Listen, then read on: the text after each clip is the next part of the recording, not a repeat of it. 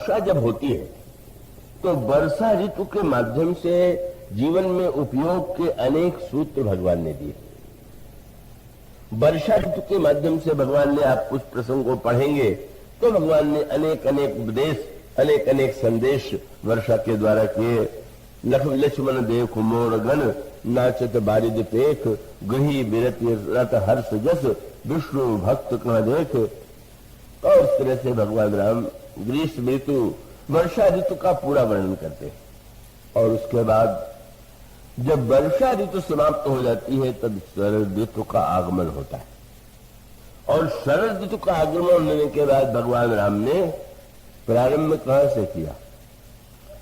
वो एक आपने देखा होगा, यहाँ होता है कि नहीं होता हो, शायद जरूर होता होगा, वो कांस जो होता है जिसके सफेद सफेद से बड़े फूल होते हैं, वो कांस मैंने यहां तो नहीं देखा, पर वो कांस बहुत फूलता है।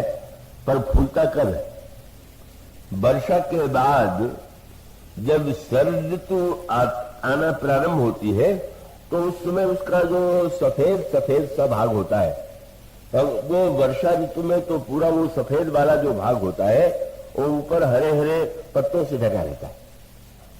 और जब वर्षा ऋतु के बाद शरद ऋतु आती है तो पत्ते दूर हो जाते हैं और वो जो है वो जो कांस के फूल जो है वो बिल्कुल चारों ओर देखिए तो सफेद सफेद वो दृश्य दिखाई देता है। भगवान राम ने लक्ष्मण जी से सांकेतिक भाषा में कहा, क्या लक्ष्मण देख रहे हो क्या? बोले फूले कांस सकलमयी छाई। क्या? बोले जनु वर्षा कृत प्रगट बुढ़ाई।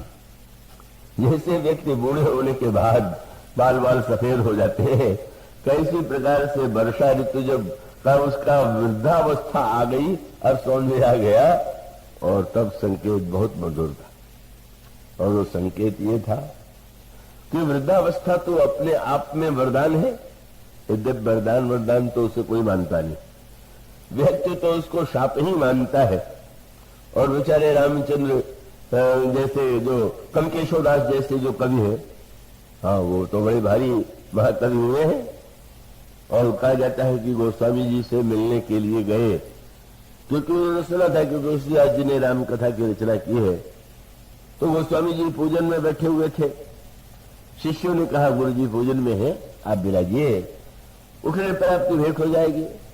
मैं आया हूं और पूजन में बैठे हुए, मेरा ये तो अनादर है। उनको पूजा छोड़ के मेरे स्वागत में आना चाहिए। बड़े विद्वान शिष्यों ने विनम्रता पूर्वक रोका, पर रुके नहीं।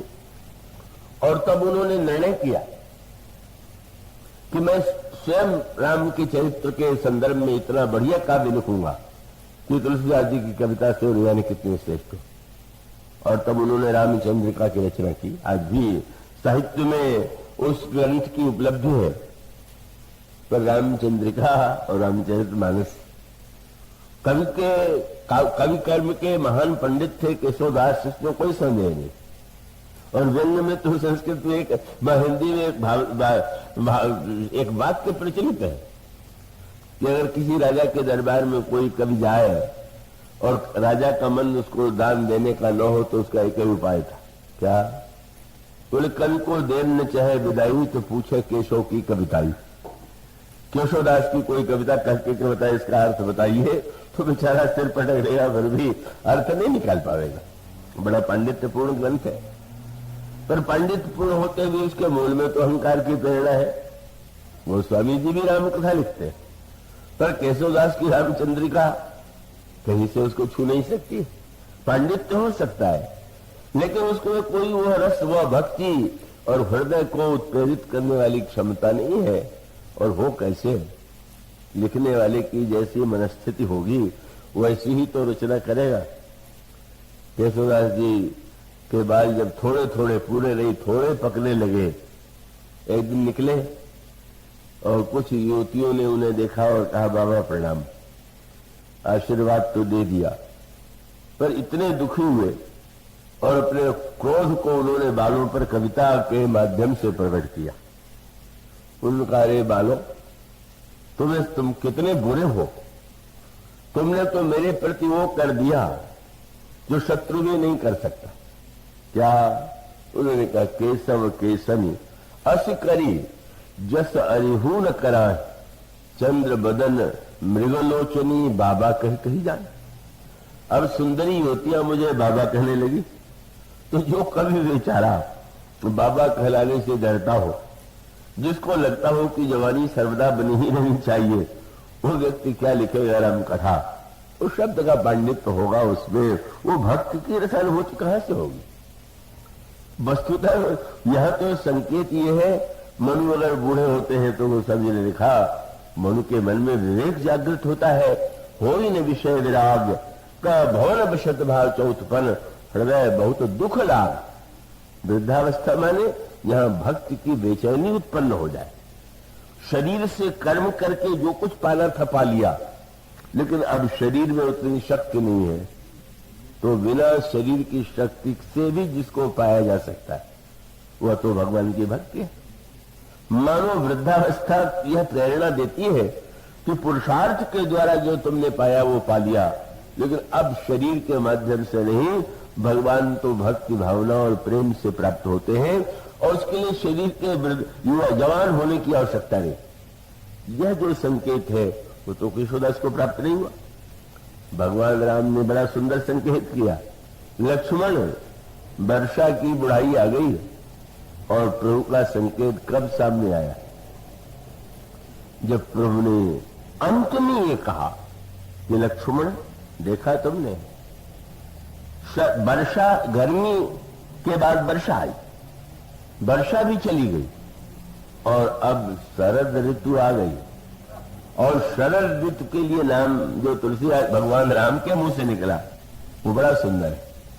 भगवान राम ने कहा, वर्षागत निर्मल ऋतु आई।